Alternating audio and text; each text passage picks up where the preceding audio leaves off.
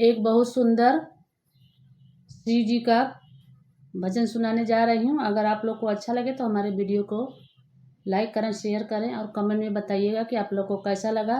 Special Shivratri भजन है, आप लोग ज़रूर बताइएगा कि आप लोग को कैसा लगा। और न्यू है तो हमारे चैनल को सब्सक्राइब कीजिए और बेल आइकन प्रेस कीजिए, जिससे हमारा नोटिफिकेशन आप लोगों तक पहुंच सके। चलिए तो मैं सुनाती हूँ एक महाशिवरात्रि पर एक भोले जी का भजन। हे गौरा कैसे भोले के संगे रहबू, हे गौरा कैसे भोले के संगे रहबू, हे गौरा कैसे भोले के संगे रहबू। झोपड़ी में रही है तो हाँ के रखी है, झोपड़ी में रही है तो के रखी है। हे गौरा महल सपन होई जई है, हे गौरा महल सपन होई जई है। हे गौरा कैसे भोले के संगे रहबू, हे गौरा कैसे भोले के संगे रहबू, हे गौरा कैसे भोले के संगे रहबू।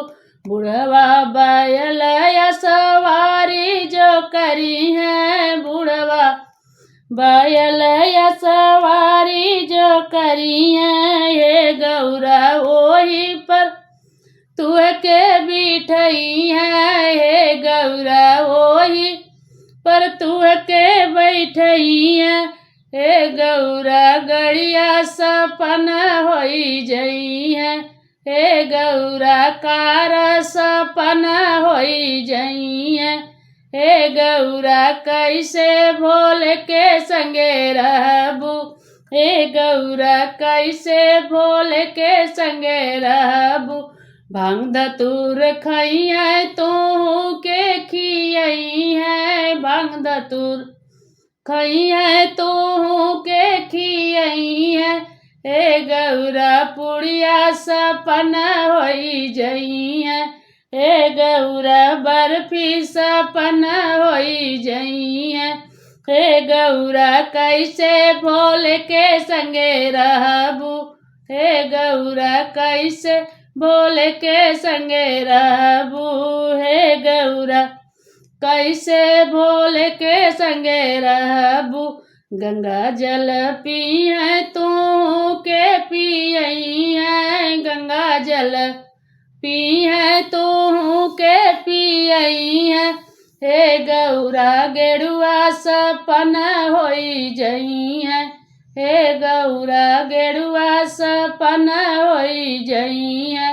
हे गौरा कैसे भोले के संगे रहबू, हे गौरा कैसे भोले के संगे रहबू। हे गौरा कैसे भोले के संगे रहबू। कीरा बिच्छू पहिनी है तू के पी नहीं है, कीरा बिच्छू पहिनी है तो के पई नहीं है। हे गौरा गहना सपन होई जई है, हे गौरा गहना सपन होई जई है। हे गौरा कैसे भोले के संगे रहबू, हे गौरा कैसे भोले के संगे रहबू। हे गौरा कैसे भोले के संगे रहबू। भभूति लगई है तू के लगई है, भभूति लगई है तू के लगई है। हे गौरा शंपू सपन होई जई है, हे गौरा क्रीम सपन होई जई है। हे गौरा साबुन सपन होई जई है। हे गौरा कैसे भोले के संगे रहबू, हे गौरा कैसे भोले के संगे रहबू। बाघंबर पहिरी है तू के पहिरई है, बाघंबर पहिनी है तू के पहिनई है। हे गौरा चुनरी सपन होई जई है, हे गौरा चुनरी सपना होई जई है। हे गौरा कैसे भोले के संगे रहबू। हे गौरा कैसे भोले के संगे रहबू। गौरा कैसे भोले के संगे रहबू। नंदी संग रही है तो के रखी है। नंदी संग रही है तो के रखी है। हे गौरा सखिया सपन होई जई है। हे गौरा सखिया सपन होई जई है। हे गौरा कैसे भोले के संगे रहबू। हे गौरा कैसे भोले के संगे रहबू। भूत प्रेत में रही है तो के रखी है। भूत प्रेत में रही है जो तो के रखी है। हे गौरा साले हर सपन होई जई है। हे गौरा सखिया सपन होई जई है। हे गौरा कैसे भोले के संगे रहबू। हे गौरा कैसे भोले के संगे रहबू।